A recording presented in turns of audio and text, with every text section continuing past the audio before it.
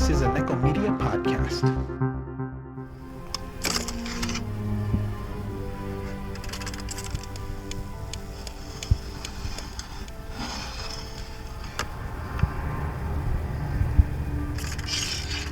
What's your pleasure, sir?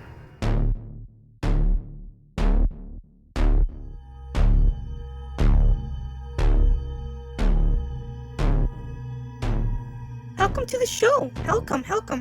Cinephiles and Cenobites, welcome to the show. I'm actually still drunk from last week's festivities. The Labyrinth knows how to throw a party. I'm surprised I'm even here. Anyway, welcome to episode 7. All that Slithers isn't cold. Is that a phallic reference? Don't answer that. Just introduce yourselves. Phallic. I love that word. Remember John Carpenter's Vampires? For the longest time, I thought the bad guy's name was Phallic. It's actually Phallic. Anyway, yes. All that Slithers isn't cold. That title is funny to us because we are in the 3rd grade. I'm Mox. Thanks for joining us. Yeah, hey, how's it going? I'm Onofre. Thanks for stopping by and checking out the show. Hope everyone had a good Halloween last week. I am Annika Pussyfoot, Cinderella Hellborn, mother of Grendel, bringer of chains, fucker of faces, full-time soul breaker, dog raper, and all that shit. Just in case you fuckers forgot. What's on today's episode? Well, we'll be slash-tagging Doctor Strange. On Kicking and Streaming, we'll talk on Late Phases and Supermensch, The Legend of Shep Gordon. Both available on Netflix, and Mox will be talking on obscure 90s anime, Twilight of the Dark Master. Yep. It sounded a lot cooler before Twilight made the word gay by association. Ono will be talking on the short sci-fi film, Singularity, and we'll also be doing a special segment, Don't Go Down That Road style one-on-one with Leviathan and Deepstar 6. And we'll end the show with our 6 favorite sports-themed movies. Lots of good stuff on today's episode. Good stuff? Hopefully it's good enough to clear this damn headache. Let's get this going so I can check into the hellspawn and get my sweat and burn on. The Slashtag configuration.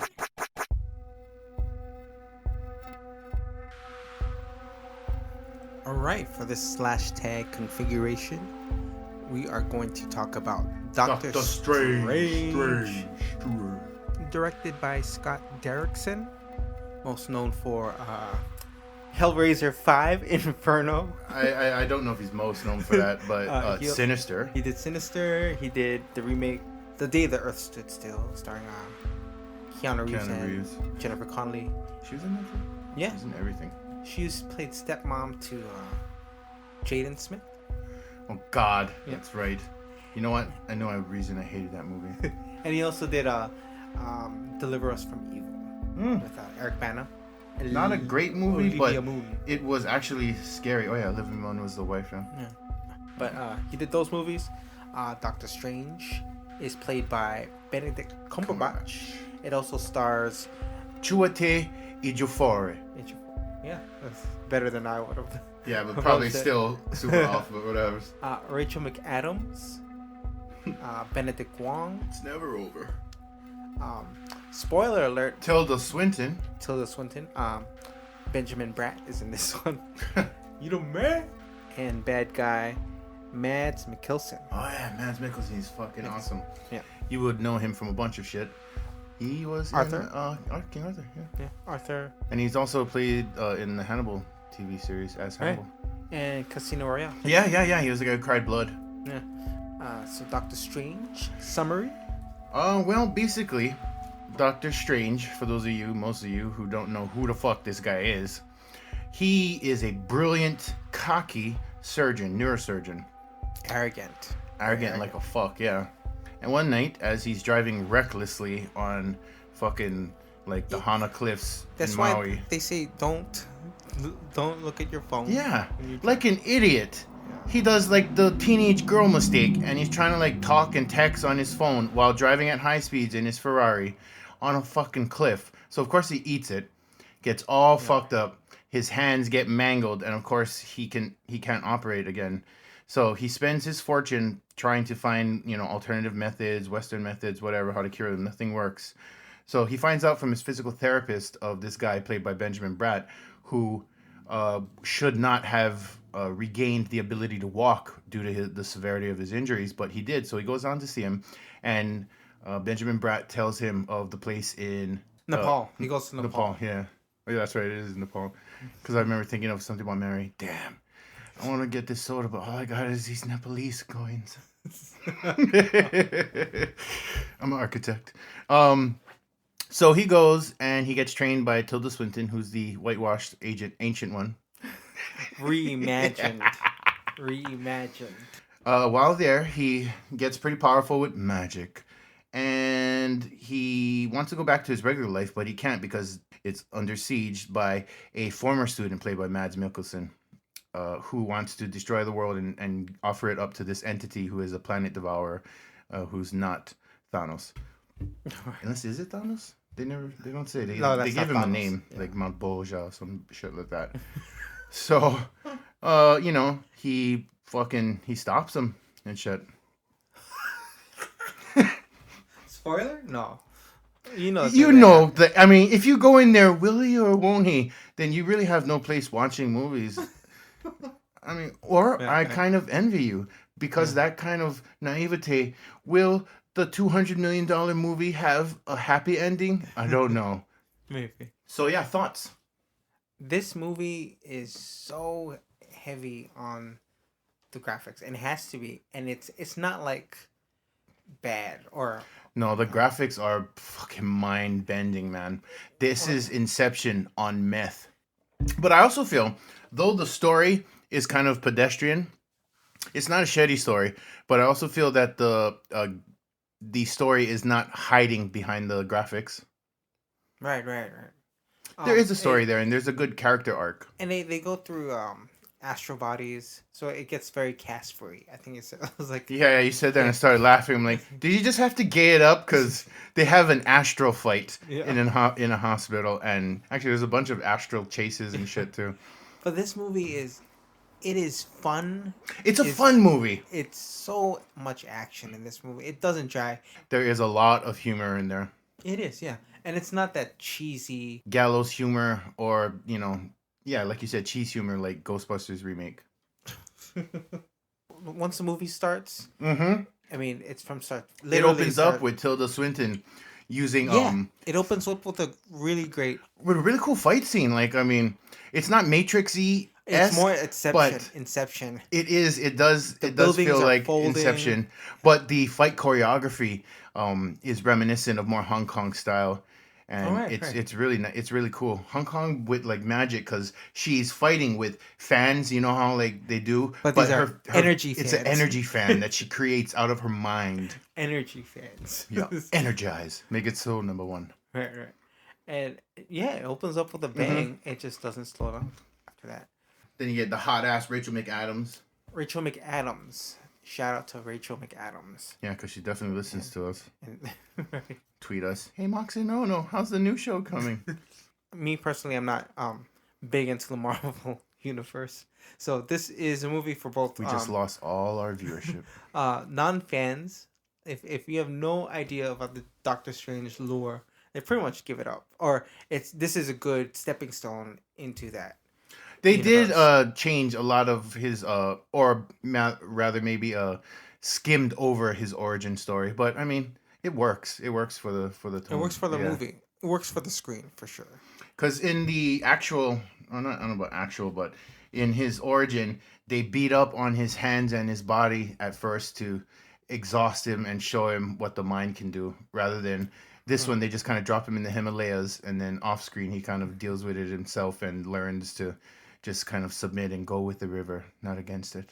As a student, a new student, he excels quickly. Yeah, he does, and it's like he doesn't train. It doesn't show him training. All he there's the library. There are no training montages in this film. That's his training. He's reading up on all this stuff, and which is kind of funny though, because he's a surgeon. Most of them actually learn it during their fellowships and residency. So I mean, you gotta cut a body. You can only read so much. I ain't about to let a guy operate in my back because he read all the books on surgery. I mean, that's nice. Go play Jeopardy, but you ain't fucking touching my shit. You better be out there in the field, son. But that was surprising to me that but he got ahead of all the other guys. Because those guys are shitty, but they also show when he goes up against Masters, he's trying his hardest and he's staying afloat, But you can see the difference in skill level, him versus Mad Mikkelsen, and even Mad Mikkelsen's under guys. Like, he's barely holding on. They're mostly trashing him. He's just managing to stay alive, which I like that, because he's good. He's smart. He's excellent. He's the chosen. But where he is in his overall journey, he's like not even 10%, which is scary of what Doctor Strange will be. But they show him getting tossed. I mean, he gets served. Benedict Wong as a librarian and in charge of the Hong Kong. There's 3 major temples that protect the world from the other side. And he's the Hong Kong division. Yeah. But good job to him too. I like his. He's excellent in everything, really. Yeah, pretty much. I didn't know he's British. He's British. But overall, this movie was just it was a good time. It was. It's a fun movie. Yes, it's up there with one of the better Marvel movies. Actually, I feel Marvel's coming with it. You know, the last shitty Marvel fucking movie universe was Captain America, the first one. Ooh. Yeah, oh, okay. That sucked. That wasn't good. But they more than made up for it with Winter Soldier and Civil War. Oh, wow. Oh. But yeah. Doctor Strange. Doctor Strange. Opening weekend. Oh, Doctor Strange love. Just Doctor Strange. Just Doctor Strange. And he makes it a point, because at one point, what Matt Mikkelsen calling him? Mr. Doctor. Mr. Doctor. Mr. Doctor. He's like, okay, listen, my name is Doctor Strange. It's Doctor Strange. Mr. Doctor Strange. Mr. Doctor. But yeah. Definitely go watch CC. Go watch CC. All right. Just watching the trailers for this one was a trip. Visually stimulating, very heavy on the graphics. Hope that doesn't overshadow the storyline. Definitely CG heavy, but Benedict Cumberbatch? How could this movie not be awesome? I know Ono's not big on superhero movies, which is perplexing. Why? Well, to be honest, growing up, I didn't really read Marvel. I was more a collector of the trading cards. So all the trivia I know in the universe of the Marvel universe is based on the cards. So I remember that. That's kind of what got me into it too. I mean, other than that, was the first comic I ever read was that Batman one-off, The Killing Joke. Yeah. Oh, wow. Yeah, so it was mostly Image and Dark Horse for me growing up. Oh, indie motherfucker. Yeah. All right, but still, you should be ashamed of yourself. Guardians of the Galaxy, you are missing out. You into Marvel, P? Only when I'm not playing Dungeons and Dragons. Of course not, nerdy fag. What's on this kicking and streaming? This generation, Silver Bullet, late phases. Well, Silver Bullet meets Don't Breathe meets an episode of Supernatural. Is there a werewolf in this one? Werewolves. Nice, I'm down. Oh no? Supermensch, The Legend of Shep Gordon. Never heard of him. I don't think a lot of people knew who this guy was before this movie. Then why a movie on someone no one knows? Let's hear the seg. Let's hear the seg, cause I'm a girl. Kicking and streaming.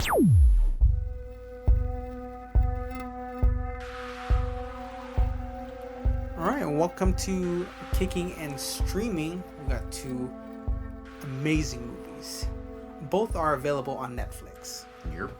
So for my Kicking and Streaming recommendation, I have Supermensch, The Legend of Shep Gordon, a documentary currently available on Netflix. So Mensch, as in the title Supermensch, is a Yiddish term.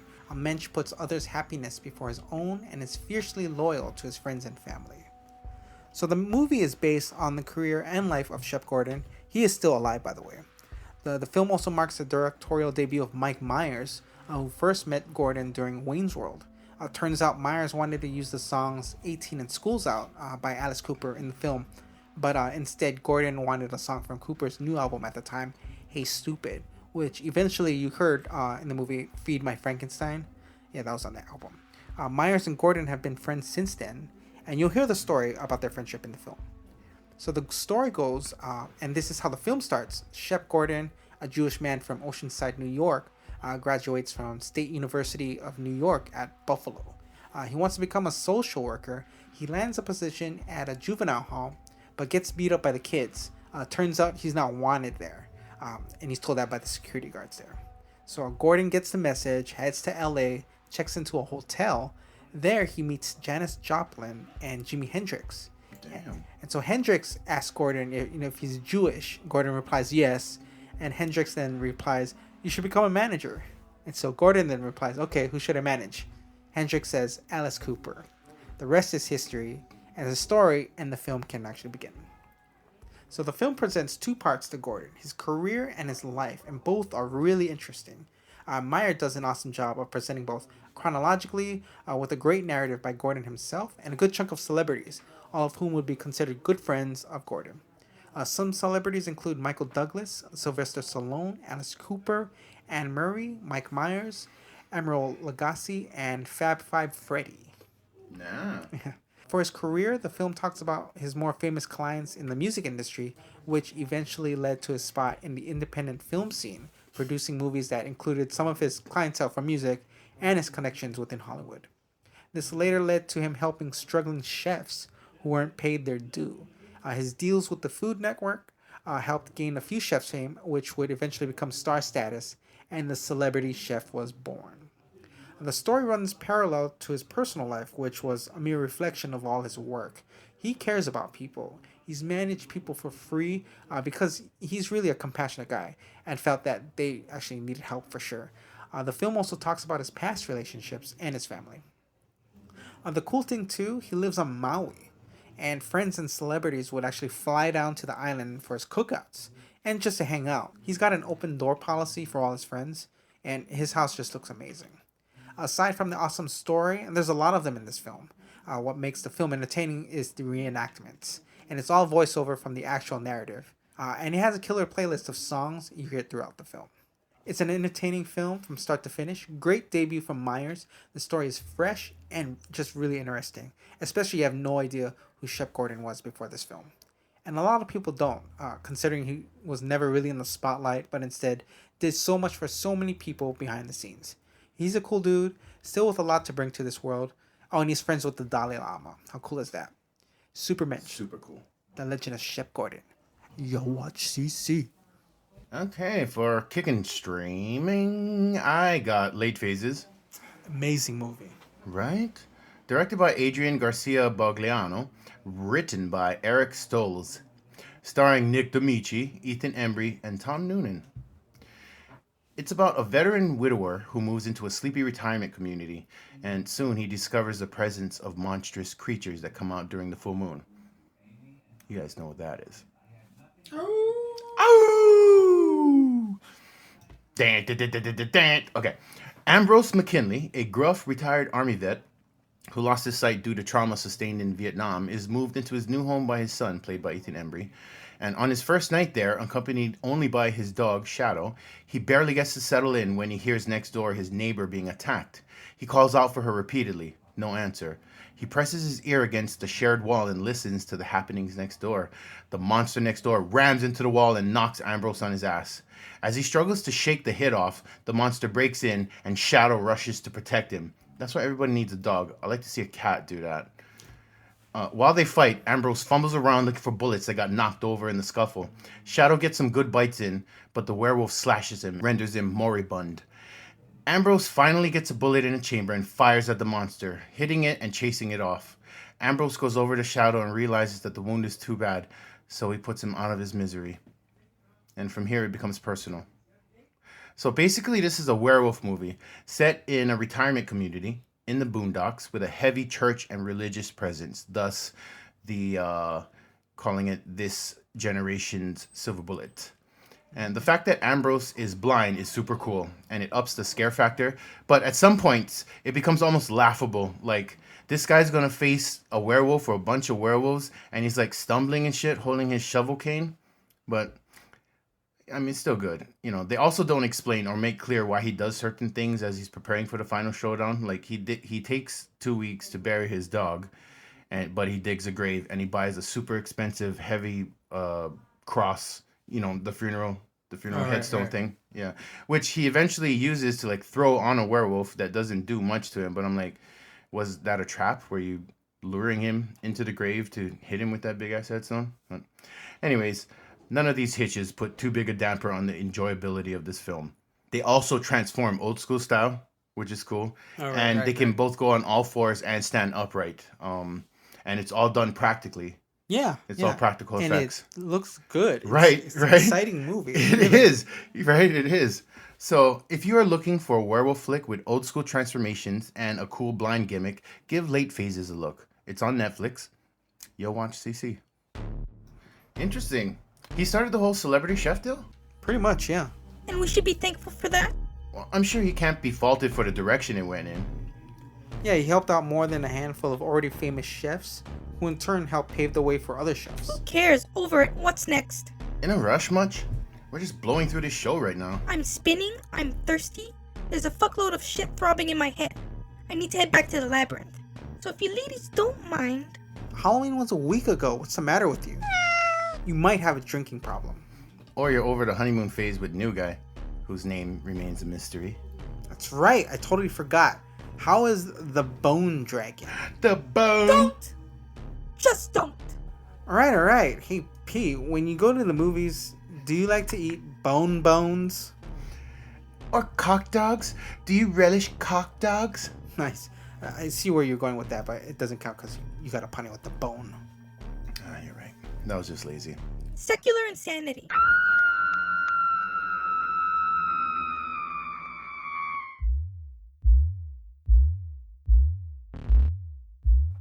Okay, for this show's secular, I have a film called Twilight of the Dark Master. It is directed by Akiyuki Shimbo, written by Dwayne Delamico for the English version, and Tatsuhiko Urahata. It is adapted from Saki Okuse's manga. In the near future, demons prepare for a new assault on Earth, which is protected by guardians, and the struggle between them has gone on for eons. They were both created by the Mother, and the Dark Masters have found ways to release demons inside of humans, and the first victim is this dude named Eiji. And just at the moment he becomes engaged, the serum that they were pumping into him triggers, and he just goes animal, turns into a demon, and bites off his chick's arm. So he gets hidden away in a brothel while the chief demon, Takamiya, and he has these two underlings, Huang and Chen, a brother and sister who are really fucking creepily incestuous, are going out and handling his fucking bidding. Meanwhile, the Earth has a guardian whose name is Tsunami. He teams with Eiji's fiance, to set up a final confrontation and try and bring the world back into balance. Well, what can I say about this movie? I loved this as a 17-year-old when it was first released. I loved it again at 27 when I bought it off Amazon. And I thought I would love it again watching it at 36 on our show. But there are things to love about it. It's very disjointed and it's super short. I didn't realize it's only like 40-something minutes. It's a really underdone film. It's also kind of chaotic in how they impart the backstory. There are too many characters to keep track of in such a short story. But the art is great. 20 years later, it still holds up. And it is based on a manga that is really awesome. So, I mean, watch this first, then read the manga. Because if you do it the other way around, which I didn't do, thankfully, you will just totally hate this movie. But I would check this out. You'll watch CC? No, thank you. I will not. Do you just throw darts to make your secular picks? No, don't answer, because I don't really care. So what's on the shortest straw? A Singularity. In this one, a Delta Force team is tasked with saving the President of the United States from aliens. That sounds badass, dude. Action as fuck in this one? Yup. I love pretty much anything Delta Force. Brief history on Delta Force, or First Special Forces Operational Detachment Delta. They were created in the 70s when the president realized America needed a top-tier counterterrorism force. So a colonel named Charlie Beckwith modeled Delta after the super badass British SAS, or Special Air Service. They got off to a rocky start at first. Their first mission, Tehran, Iran, ended in failure before the insertion even began. If you've seen the movie Argo, while Ben Affleck saved the embassy staff, Delta Force suffered mechanical failures and crashed before they could get to the hostages. The 90s were rocky as well for them, with the Mogadishu gaggle in Black Hawk Down. But in the 2000s, Delta has been the most prolific weapon against the war on terror, right up there with SEAL Team 6. So if anyone could protect the president from aliens, it'd be Delta. Aliens? And the president? Yeah, you see, the scenario is... Shut the hell up. The shortest straw.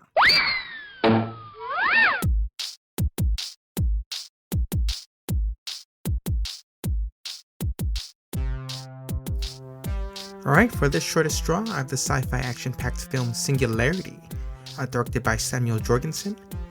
In the midst of wartime with aliens, a Delta Force unit is sent to rescue and extract the President of the United States of America. It's done in the span of 8 minutes. And that's all the story is. The story, like the mission, is really simple. So this is really just a visual piece. All looks, very little substance. But it looks fantastic. From the effects to the props, everything looks oh so pretty. This short has a lot of action in such a small amount of time, and if you're dealing with aliens, yeah, it's CG heavy for the most part. There's helicopters in this one, and it's blended in well with the overall grittiness of the film. It's a fitting presentation for a wartime short. It's very prop heavy too. These Delta Force guys are equipped to the teeth with weaponry and equipment. They don't hold back, but I guess you gotta pack up if you're going against aliens and saving the president. The editing is quick and clean, lots of close-ups on the Delta Force members, and flashy with the gunfire. And there's a lot of gunfire in this one. Once it starts too, it doesn't stop. And a lot of props to the sound editor too. It really is visually exciting and aurally stimulating. So the film was funded successfully through Kickstarter. I backed it, can you tell? It was on Christmas Eve 2012 and released Halloween of last year. So it took almost 3 years to complete. And it's scary at one point because updates ceased. But it finally came through and worth the wait. Job well done, guys. Search for the short. It's available for viewing on YouTube. Search Singularity. Yo, watch CC. Yep, very likely to happen. Air Force One is more likely to happen. Oh dear, I hope not. Good movie though. Get off my plane. Harrison Ford was dope in that movie. Agreed. What is even less likely than Aliens, although totally awesome, Olympus Has Fallen. What a badass movie. Schrody's ladder looks good today. Finally something creative. Hey, there was a point in time where Schrody looked good every day, Humpy. Shut it. I'm kidding. Yeah, it's a good one today. We're doing a Don't Go Down That Road style segment. Leviathan versus Deepstar 6. Ooh, Leviathan? Is that what I heard? It's different. Not the ruler of your labyrinth, and not the elemental name for Satan. This one is a deep sea horror starring Peter Weller and Ernie Hudson, and refers to the old lore about a humongous sea monster. In some legends was a whale, others a crocodile. I actually think it could be an allegory about alcoholism though. Is it any good? It is excellent, and so is Deepstar 6. So this one might be a bit tough. Yeah, both movies are awesome. Alright, let's see who comes out on top. Schrody's ladder.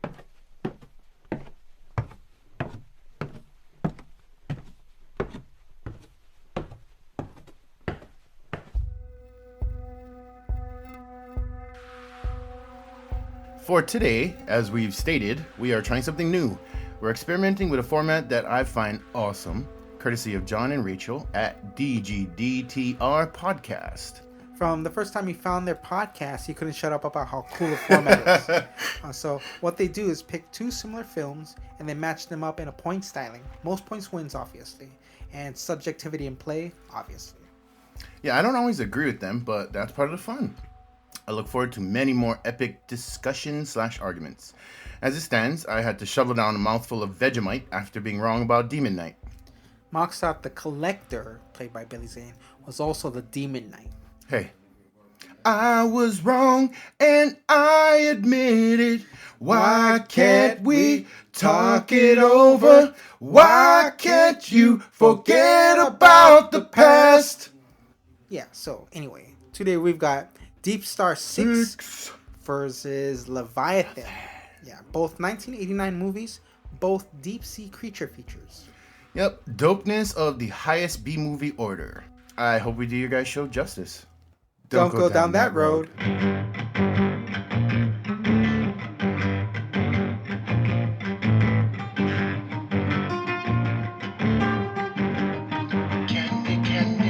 Say night, almighty Lord. Just cause Slither no mean shit stay cold, so no go down the road. If we do this stupid, get this fuck up out the door, he say. Who like candy? We get candy. He like candy. We get candy. She like candy. We get candy. Who get candy? One time candy. We get candy. Two time candy. We get candy. Three time candy. We get candy. Who get candy?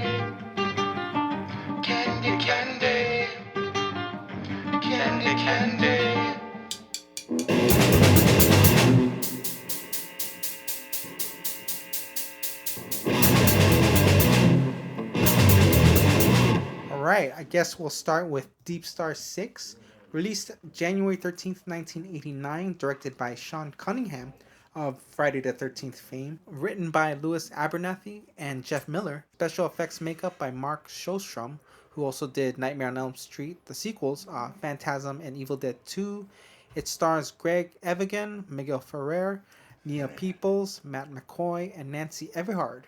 It was the first of several underwater monster movies that year. Others were Leviathan, The Evil Below, Lords of the Deep, and The Abyss. Okay, Mox, you're up. I see you ready to explode. Yes, sir. I love fun facts.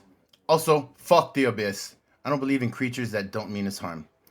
Back to the topic at hand. Deepstar 6 was given a pretty wide release, about 1,100 screens, and placed number 8 opening weekend with $3.3 million. Its box office total, an underwhelming $8.1 million, barely breaking even. It currently has a Rotten Tomatoes score of 0% and a ton of negative critic reviews. The snobby bitches at Variety called it diluted and implausible. Well, duh. It's a fucking monster movie, people. And how is it any more implausible than a billionaire with daddy issues falling in love with a hooker with horse teeth and a heart of gold? Oh no, take over before I rant.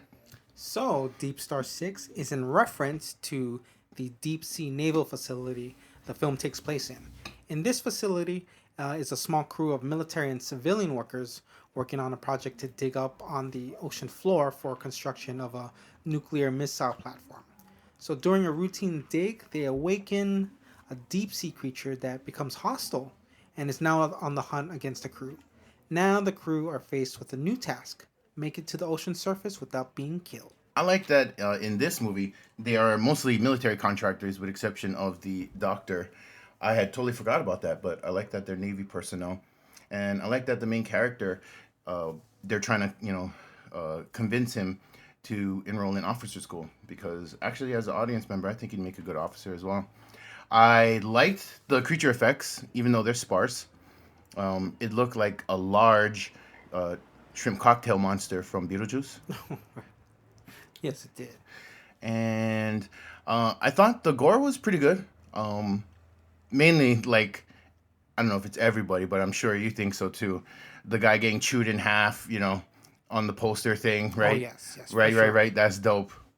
I also like that suit that they were wearing. It's really reminiscent of the old school, like, deep sea divers, the one they're like connected to the surface by. It was, yeah. Yeah. So I'm wondering if it was like just a budget thing, or like you're gonna think of something cool. Well, I mean, if you're that deep, I guess you need a tether. Yeah. I've seen other movies like that where, I guess, and the suit needs to be that big because of the pressure. Right. But yeah, I liked it. I loved it as a child. I think I might have even been scared as a child, but watching it again as a adult, I still like it.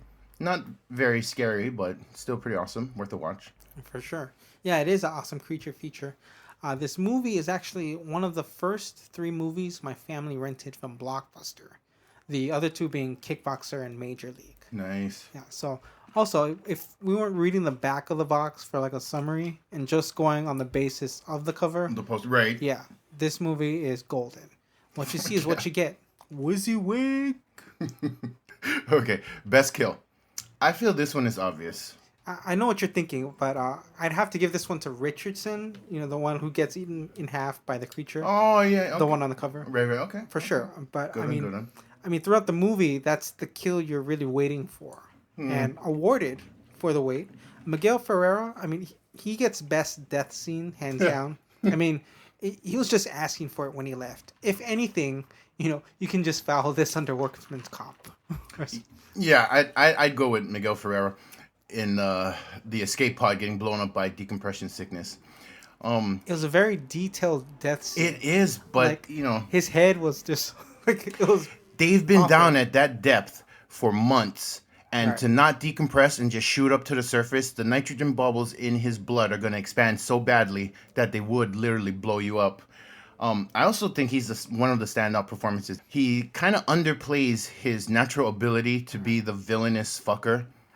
I feel like, though, he was like the one who's always panicky. Like, he was Hudson. Yeah. Bill Paxton from Aliens. Yeah, he was kind of panicky, but let's just go. he was just following orders, like he said, following protocol. Right. And that, detonated the nukes and all of that shit. But he wasn't like an evil, he wasn't like a mustache twirling bad guy in this one, which he usually is. But I liked it, and I think that is the best kill. Worst kill? The submarine pilots who go to check on the unmanned water drone thing and then get killed off screen. Come on. You? Agreed. It would have Right? been the best to actually see it happen. Fuck yeah. But I don't care how cheesy it would have looked. I just wanted to see it. Me too. But I guess they're trying to set up the mystery, right? Like the crew, and make us be with the crew. Like, what happened to these guys? The fuck you think happened? We all saw the trailers. There's a fucking creature in the midst. But anyways, how many stars out of 5? 4 out of 5. That's pretty high. I'd go with I'd go with 2.5 to 3 out of 5. All right. Cool. Okay. I guess moving on to Leviathan, released March 17th, 1989, directed by George P. Cosmatos, who did Cobra and Tombstone, written by David Webb Peoples, who wrote Blade Runner, and Jeb Stewart, who penned Die Hard. They also had Oscar-nominated cinematographer Alex Thompson and the 4-time Oscar-winning Stan Winston on the creature effects. We're not worthy. Who turned down working on The Abyss so he could do this film. The film stars Peter Weller, Richard Crenna, Amanda Pays, Daniel Stern, Hector Elizondo, and Ernie Hudson. Fun facts. Most of the movie was shot on a soundstage in Rome and not actually underwater. It got a great release, playing at almost 1,400 screens, ranking number 2 opening weekend, taking in $5 million, which was probably a lot back then. Nowadays, you slap Marvel on a film and it makes $130 million opening weekend. But despite its great opening, the film only took in around $15 million total, smashing Deepstar 6, but falling short of what it cost to produce, an estimated $20 million. It has a Rotten Tomatoes score of 17% and was pretty much dissed by most critics, despite Pulitzer Prize-winning genius Robert Ebert giving it a thumbs up. Ono, if you will. Leviathan is in reference to a Russian sunken ship. So deep sea miners headed by a geologist are on their last 3 days of their 90-day shift mining silver. So during a shift, a crew member finds a safe aboard the Leviathan and brings it in. In this safe, they find medical records, a captain's log that references 6 sailors, and a flask containing tainted vodka, unbeknownst to the crew. So this alcohol actually infects 2 crew members, which slowly kills one of them. The other one kills herself. So their bodies actually morph into each other and evolve into this crazy ass monster. So this monster slowly picks off the crew, and now they must find a way to the surface before they get killed. Yeah, I don't know if it's a Hawaii thing or just a good common sense people thing, but you never scrounge around in some foreign place and find a bottle of liquid, even if it's alcohol, and just be like, hey, let's drink this. Let's just drink this, yeah. On the Atlantic. Yeah, we found it on a sunken ship. It's a good score for us, so I'll just drink this. I liked the creature. It's the thing without the undertone of who is the thing. Which was actually what made the thing cool and scary, and this one not, but just the name is so scary, Leviathan, you know? I know, right? But then that's like the boat, so like, this is actually just creature. Ship. Ship. I mean, Leviathan is like... Or is it like a double entendre, like, that is a Leviathan? Like, it's like naming the boat Titanic. You know, you're only dooming yourself to fail. Who names a ship after a fucking humongous sea creature of lore? Oh, okay. Or Satan's name. So, it's like, well, I mean, may as well just... Here, Ono, you want to come for a ride on my new boat? It's called Devil. Water Devil. True. So yeah, I mean. Yeah, it's an awesome movie. This one stands the test of time. It does. It's still pretty good to watch, right? For sure. I'd say this one just had better presentation. The look of the film is cleaner. And the creature in this one is a lot more frightening. The deaths are a lot more horrifying, and the tone is more suspenseful and thrilling. You want the crew to make it to the top. Okay, best kill? Admittedly, the kills in this one were pretty weak in comparison, I feel. But I guess the dude, De Jesus, when the eel-looking thing starts burrowing into his body, and then for no reason he breaks the juice wires that run along the wall, and then sprays fruit punch everywhere. Same here. Actor Michael Carmine really sold it on this one. He's one of those laid-back dudes throughout the movie, and was undeserving of this kill. which made it wasn't. this one a little bit more intense and a little bit emotional. So. And it made me pissed off at Ernie Hudson. They're like good friends, Right. and he just stands there, and then Jesus is like, help me. I mean, I don't know what you do, but stab the thing, maybe pull on it. I don't know. Just wait here. Wait here. I'll get help. Like, what a bitch thing. Son, if we ever get attacked, and I'd be like, don't go run and get help. I mean, help now, because by the time you get back, obviously I'm a goner. I'll do my best. I mean, you can help while also, well, I guess they can't call 911 in the underground ship, but still, I feel that's a bitch. Anyway, so worst kill. Worst kill, Doc, played by Richard Crenna. Yeah, that was pretty weird. It looked like he just had a stomach ache. We see him in pain, right? And hear his stomach turning, and then it goes black. That's what happens when you put sriracha on my beef stew. You just don't do that. How about you? Sorry, I'm still stuck thinking about sriracha on beef stew.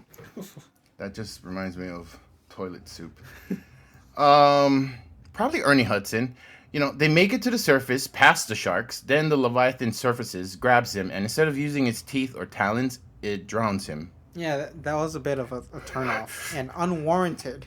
What waste of screen time! It's like, I'm gonna kill you, but first. Yeah, that had nothing. That was nothing. Like, why was that? Like, they didn't want Ernie Hudson to make it. So like, okay, while the Leviathan is still climbing up the surface, okay, let's just kill him off. Rating, I'd give it about the same, 2.5-ish out of 5 stars. You?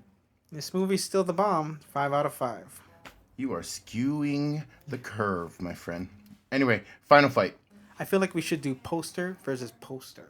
Okay, good, cool. I like them both, but Leviathan kind of tried to sexy up the one sheet, whereas Deepstar 6 had a dive suit bitten in half dangling, right? So I'm gonna go with Deepstar. Yeah, Deepstar 6 for sure. You can judge this film by its cover. Yeah. Okay, how about director versus director? I gotta go with Leviathan and George P. Cosmatos. Agreed. Cosmatos presented a scarier flick and characters who could all cheer for. Except for Daniel Stern. Man, that was like... Like, what was I was feeling, Like, I watched that, and, like, no one would tolerate that kind of behavior anyway. I was thinking, that must have been before, like, sexual harassment was a thing, because I'm like, dude, fuck, you are laying it on thick. Yeah, and he's touching her, and, like, that's invasion of personal space. At first I thought maybe they're a couple just kind of flirting, that's how they do, but right. After a while, he's just some skeezy pervert dude sexually harassing the fuck out of a coworker. Like, fuck. And all of the other men on board is just like, okay, joking, whatever. Try to work in a man's field, the girl, but it's like, what the fuck? That's terrible, yeah. Okay, so, hero versus hero. Obviously, Peter Weller. Say, motherfucker! Oh, hands down, yeah, Peter Weller. Right? Final girl versus final girl. I don't really care. They both sucked and didn't really do shit to contribute to the outcome of the film. So I guess Amanda Pays from Leviathan, she's way hotter. Right, yeah. But I say Amanda Pay too, but because she's going to be an astronaut. I didn't pick up on that. Yeah, she says after when they get back to the surface, she has astronaut training. I don't know. Yeah, but I mean, who says astronaut training? I think I'm going to go work for NASA now. Well, I mean, you could be one of those guys at Houston, which is still impressive, but not as impressive as a fucking astronaut. Yeah. Well, and of course, she had to put up with, again, 6-pack sexual advances and harassment for 90 days. And that's just a terrible work environment. No HR to submit a formal complaint. I know. How is there not an HR rep down there with them, right? She could have at least talked to Doc or Peter Weller, But Joyce in Deepstar 6 probably had, she had it good every night. She was... Oh, yeah, she was diddling the main dude. But, so, yeah, Amanda Pay gets it. She'd get it, yes. All right, and finally... Creature versus creature. I don't know. Kind of a hard one. A prehistoric monolith versus a man-made mutation. I'm going to have to go with Leviathan. It reminds me of The Thing. As long as any little part of it is left, it can regenerate a whole new creature. It can also infect a whole bunch of hosts at once. So I think that viral factor makes it more deadly. So, yeah, Leviathan. Yeah, I agree with you on this one, too. If you can regenerate and obtain memories from your victims, you are the ultimate killing machine. I guess the only disadvantage is the need for blood. Cool. So our winner? With a score of 4-1, Leviathan gets it. Yeah. Buy it, them. If they had a better marketing team, a better poster, it would have been a shutout. I actually like the Leviathan poster, but yeah, I feel it's reminiscent of those old creature features with like Raquel Welch and stuff, like fucking trying to make it all sexy and shit. It's like, right. But I guess you want to wear less while you're decompressing on the way out. Right, and that does depict a version of the actual scene. Yeah, it does. But they are totally sexualizing it. But I like the Leviathan poster, anyways. But yeah, so all right, that was a good one. Nice. Thank you guys for joining us on this special Schrody segment. Be sure, Ono. Don't go down that road. Peace. Peace. Damn, that was a tough one. Sure was. I mean, yeah, on paper, I guess 4-1, but still, like, when you think of it, it was a hard one. We love both those movies. But that was fun. We should do it again sometime. Yeah, that'd be cool. What else could we do? How about Team USA versus Iceland? You know that was the Mighty Ducks 2, right? How about Rocky versus a Russian guy? That was Rocky 4. I don't think you understand how it works. You take either a creature or movie, some kind of villain, and put them against another creature or villain from another film. Yeah, Don't Go Down That Road has done episodes like Frankenstein versus the Wolfman. Oh! Demon Knight versus Bordello of Blood. They've also done Near Dark versus the Lost Boys and Rogue versus Blackwater. Probably my favorite top two. I contributed one of them. Torment versus Your Next was dope too. It's just a dope show. Okay, I get it. How about Freddy versus Jason? Two separate movies, P. How about Alien versus Predator? Happened already. Twice. Okay, how about Alien versus Predator versus Pride and Prejudice versus Zombies? Fuck you guys, let's get to my jam. What's on this one? Favorite sports movies. Yeah, this one's a good one. I hope so. The Seno 6. The box. We came. Now you must come with us. Taste our pleasures.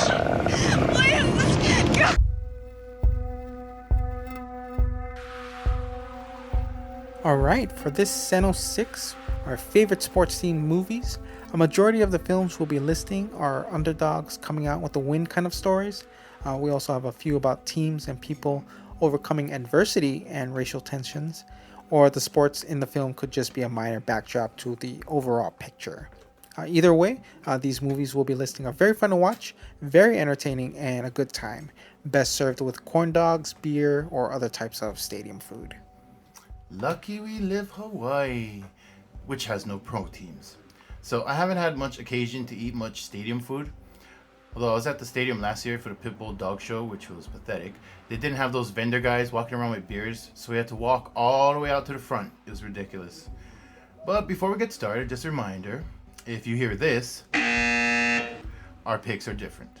And if you hear this, our picks are the same. Alright, so starting off with a win at number 6, I have Little Giants. Yeah. Alright, so the football movies I've seen up until that point were college football. Unnecessary Roughness, The Program, and Rudy. And one high school level flick, Lucas. Yeah, sort of, I've never gotten the chance to watch Wildcats yet. It's pretty good. Did you? That's Goldie Hawn, right? And Kurt Russell, I think, and Wesley Snipes. Was Woody Harrelson in that one too? I think he could have been. I know it was like the big ass guys who were upcoming in the 90s. I mean, Kurt Russell would have already been a star, but... Well, I did see some of Quarterback Princess, much later though. So it was nice to see a football movie, at the Pop Warner level. A movie I, of course, could relate to. And the only thing similar were probably, ages. I didn't play Pop Warner, but I did do 2 seasons of flag football for Salt Lake. Ha! Little Giants was fun to watch because of all the scrubs on the Giants team. There was just one star player who played both ways and probably, all special teams. And she was a girl. Yeah, Becky O'Shea held it down.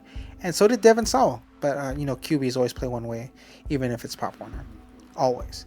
It's a funny movie. It's cute. And it's still good today as it was back in the 90s. And props to Rick Moranis and Ed O'Neill.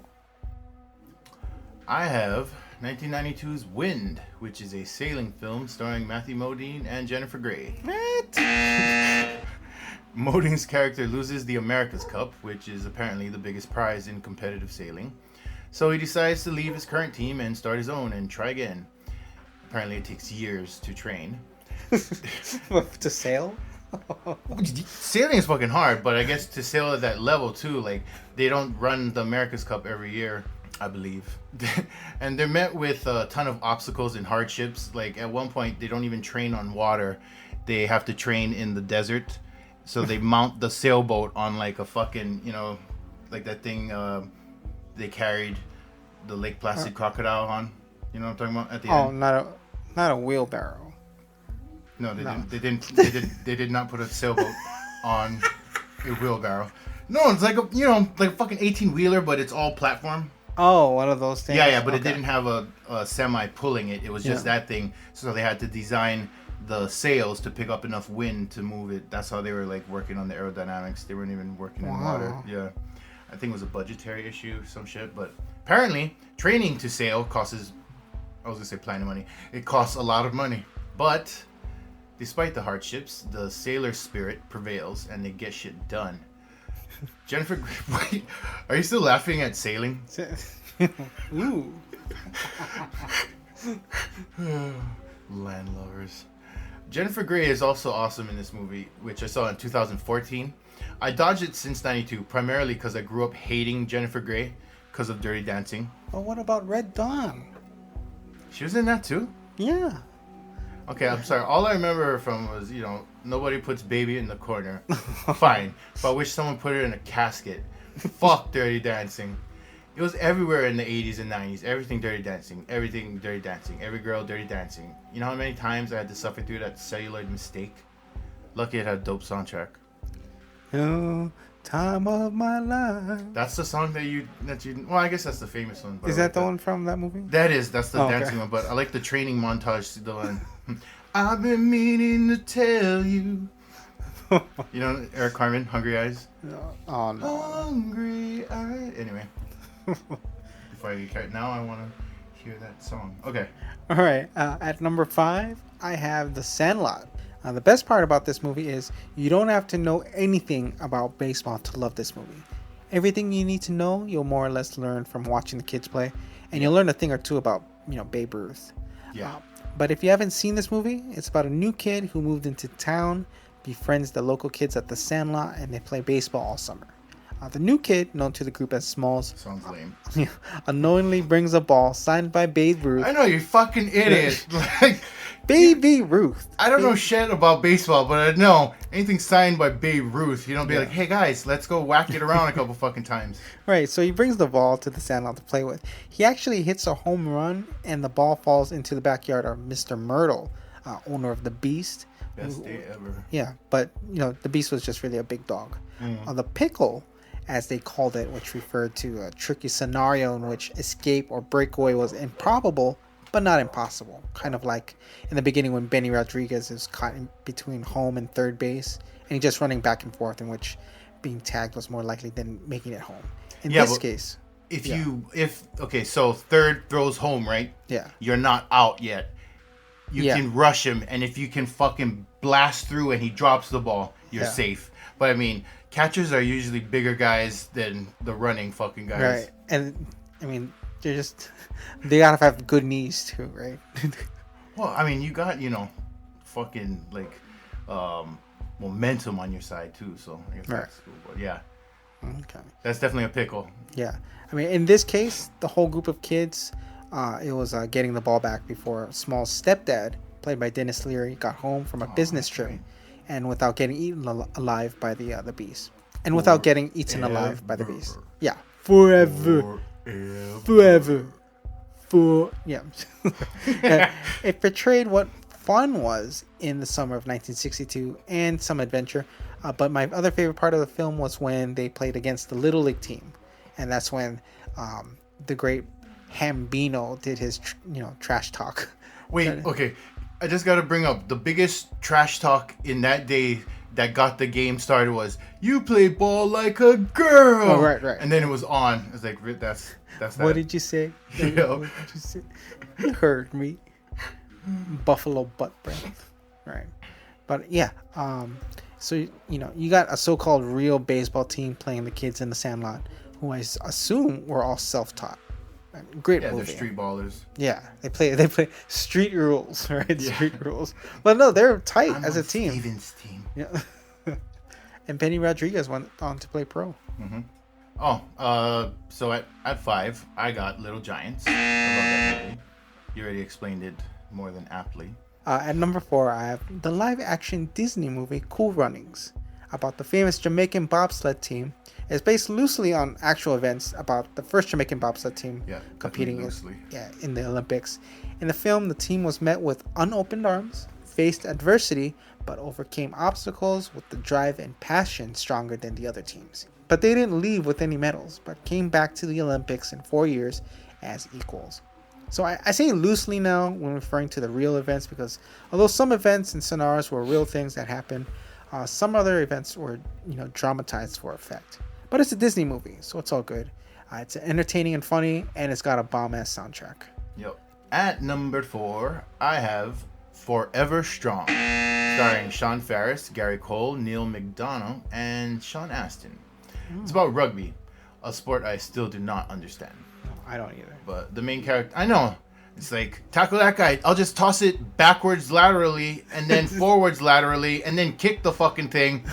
And then it bounces on the ground. One guy grabs it, but hold on. Put the ball down, and let's all just, grapple.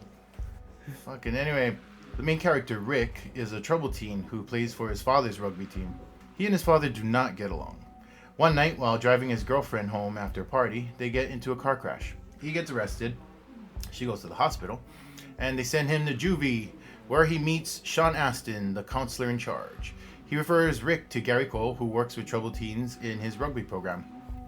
They have a Maori approach to the sport, so it's way different from what he's used to, even though his father used to play for that team when he was coming up. Anyway, of course, the new season kicks off and they get to the finals against his old team, his father's team. There's a lot of drama and tension in this movie, and the new team even does the haka before every game.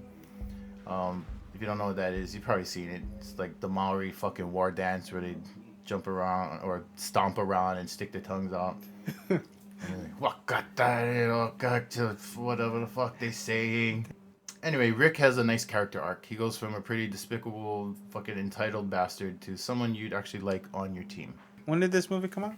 I think 2008. It used to be on Netflix. Might be on Prime. So when you said Sean Astin was the counselor, he's not the player? Oh, that's Yeah. More recent movie then. Yeah. He's Fat Sean Astin. I do not like Fat Sean Astin. Oh. All right. So at number 3, I have Necessary Roughness. I love Armadillo football. Yeah. And a wide range of colorful players on the team. You have the martial arts linebacker who played one way, his ROTC roommate. You also had the 34-year-old freshman QB. Shout out to Scott Bakula. The professor, smart-ass defensive lineman. Shout out to Sinbad. And, the Hawaiian center, Manu Mana, played by Peter Tuiaso Sopo. He's related, I think, to Marcus Tuiaso Sopo, the disgraced quarterback from the Raiders fucking how much long ago. Really? Yeah. Oh, wow. And I think Marcus Tuiaso Sopo played for St. Louis, I want to say. Oh. Or Kahuku. One of those. Probably St. Louis, though. Yeah. But he played E Honda in Street Fighter. I don't know which what? E Honda is definitely a Japanese guy. Andrew Bernarski. Bernarski, yeah. Leatherface. And Marcus Nespol's Texas Chainsaw. Dwayne Davis. Both who would later co-star together in the program. Indubitably. Yeah. This was a true underdog story in which later I would learn what Iron Man football meant. Playing both ways.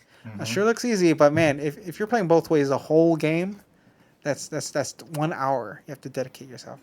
But it's a fun movie as well as inspiring. Scott Bakula was a true leader who led a scrub team to victory.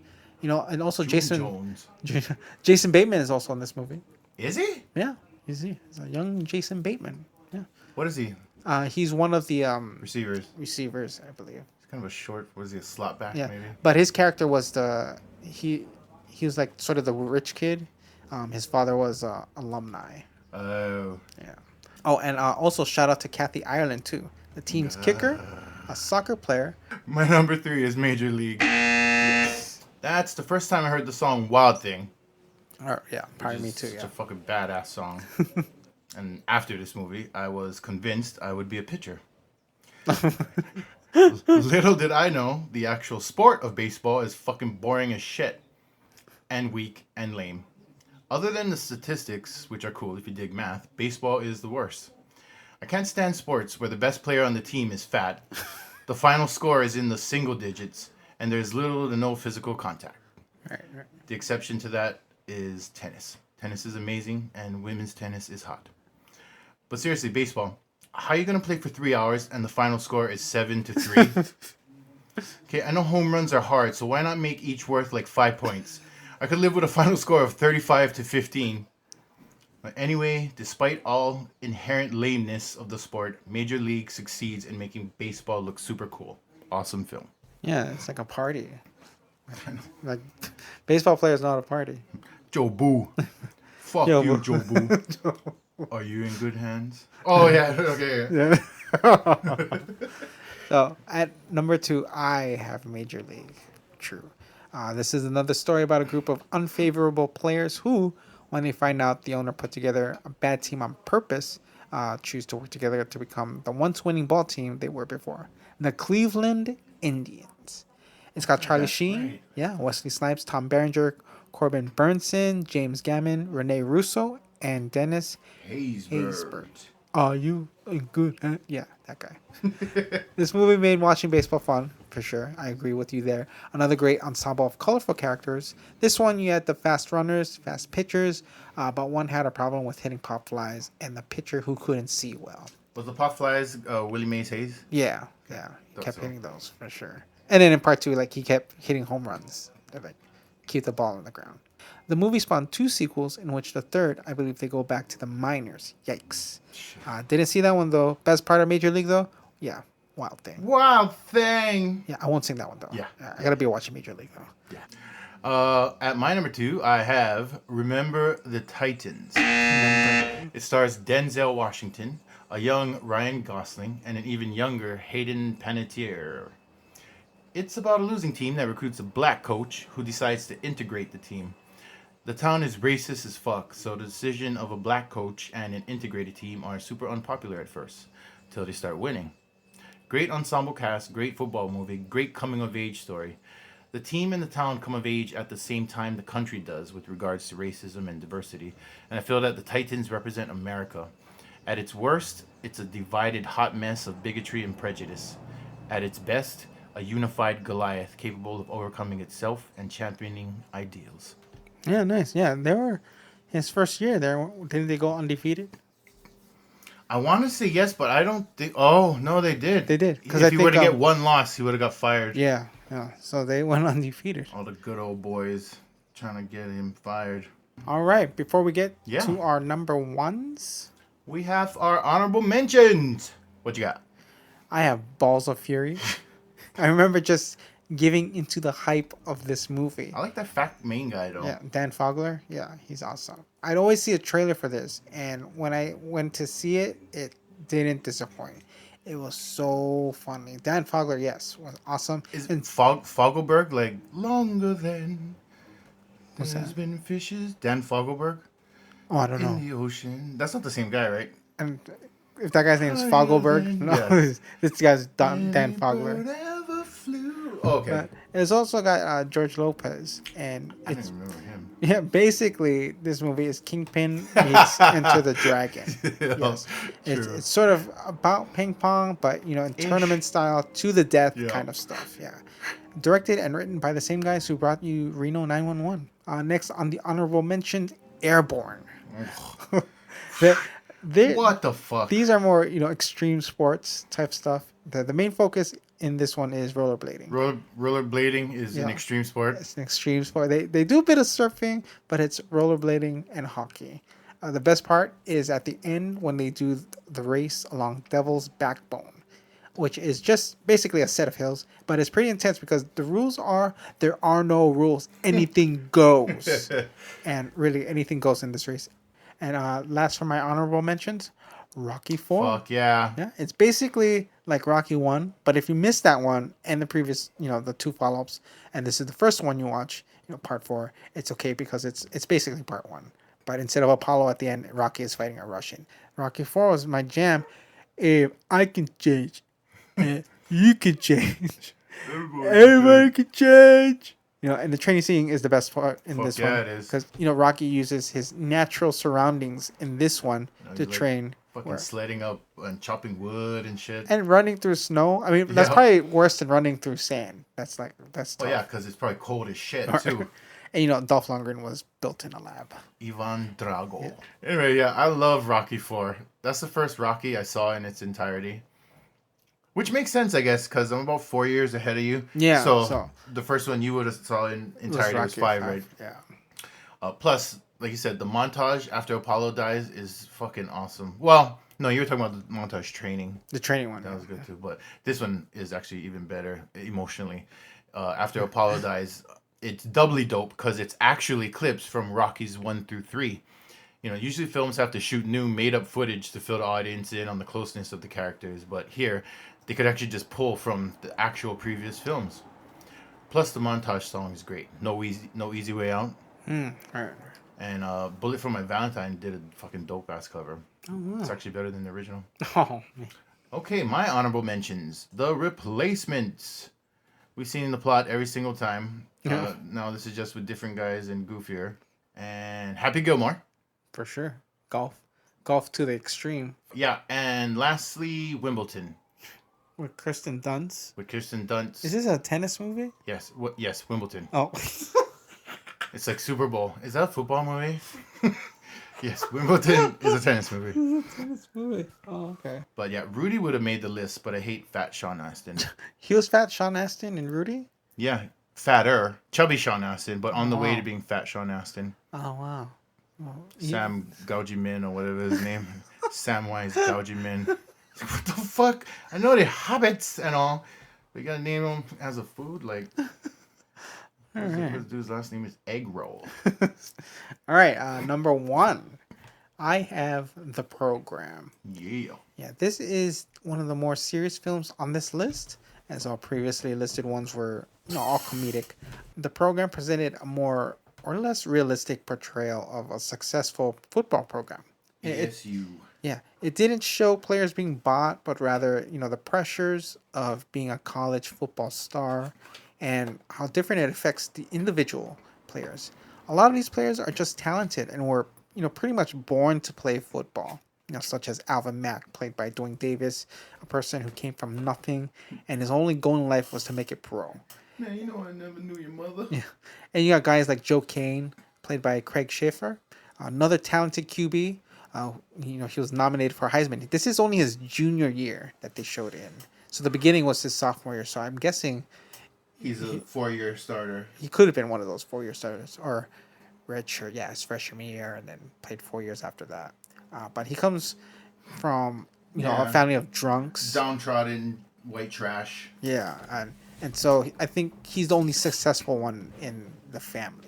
I think all he wanted to do was just make his dad proud, or kind of get him to notice all his success, and that's all he wanted. And then you have Andrew Brynarski. Steve Latimer. Yeah, he played special teams his whole college career, and then one summer he just takes steroids, gains 35 pounds, finally makes starting defense. That is a ridiculous amount of weight to gain. This is like your ideal team, because then you got the hotshot freshman Omar Epps, tailback Darnell Jefferson, is trying to make history. But this movie is encompasses the highs and lows of college football programs, with emphasis on players as opposed to the business and politics of the program. Slightly shown political side. James Caan as the head coach Sam Winters. He's just brilliant. Yeah. And his character doesn't mess around. He's clean like Nick Nolte in Blue Chips clean. I don't think he favors players over others, but he sees talent and knows talent. And when you can earn your spot on a team, he'll maximize your potential. Game recognized game. And make you work even harder to keep that spot and watch you succeed. So don't do steroids. Don't do steroids. Don't get caught. No, don't get caught. You know, but the sad thing about this movie, I mean, it's kind of a sad movie, know. really. It really is. You know, it When you tells remove me, the hype. yeah, you know, regardless for some key characters in this movie, regardless of all the hard work and hours you put into yourself to play football, you know, only a handful of individuals can play this sport, you know, at the collegiate level, you know, and for prestigious programs such as, you know, ESU, Timberwolves. You know, it's the talented ones. It's the lucky ones. You know, this is such an underrated film. You know, you watch this and then you watch Friday Night Lights and wonder, how did that movie get a TV show? You know, but I guess the appeal is it's high school football. I mean, sure, there are a lot of high school football programs out there that are amazing, but for some reason, they're on the West Coast, not in Texas. Damn. Oh shit, son. Cue the bell. My number one is also The Program. I also felt like this was a far superior film to Friday Night Lights. Although I love the series. The series was fucking super great. Oh, yeah? The Program would have been a great series too. All these movies, yo, watch CC. Damn, program sounds depressing. My jam though. It's a lot more dramatic than you might think. Yeah, you just have to look past all the football shit and focus on the individuals. Yeah, it's pretty sad that... Blah blah blah. Enough already. My headache is worse and y'all ain't helping. Let's wrap this meat burrito up. Okay, thanks for stopping by and checking out today's episode. Please subscribe to our podcast if you haven't already. You can do so on iTunes. And if you've got time, please rate and review the podcast. You can do so on there. Check us out on Twitter at cynical_mass. Yes, that's CINECAL_MASS. Same goes for Instagram and Facebook. Please also check out our Tumblr, cinephiles-cenobites.tumblr.com. We post on and off movie reviews and recommendations. Any questions, comments, movie recommendations, suggestions, anything at all, please direct all of that to our email, cinephilesandcenobites@gmail.com. I'm Mox at Who Gives a Flying Shit. Look me up on Twitter or don't. Shout out to Don't Go Down That Road for creating an awesome format that we are proud to homage. Games and Graphics, The Clock Dodgers, Basement Condition, and the Super Vanguard VHS Life. Stay rating, Oakland. Thanks again for checking out today's episode. Hope you enjoyed it. My name is Onofre on the tweets at This Is Ono. That is This Is OHNO. Please also check out my music podcast, takingtheleadmedia.com, on Twitter at TTLM Podcast. Check out my gaming channel too. Search on YouTube, Gimme Seconds. That's GIMMESECONDS. On Twitter at Gimme Seconds. Broadcasting from the Blood Cave for Nekko Media, Cinephiles and Cenobites, and the /tag Podern family. I'm Monica Pussyfoot for Mox and Ono. Keep the lights on and check under that fucking bed because there's only one universal truth. No lives matter. That means you. We have candy. This is a Nekko Media podcast.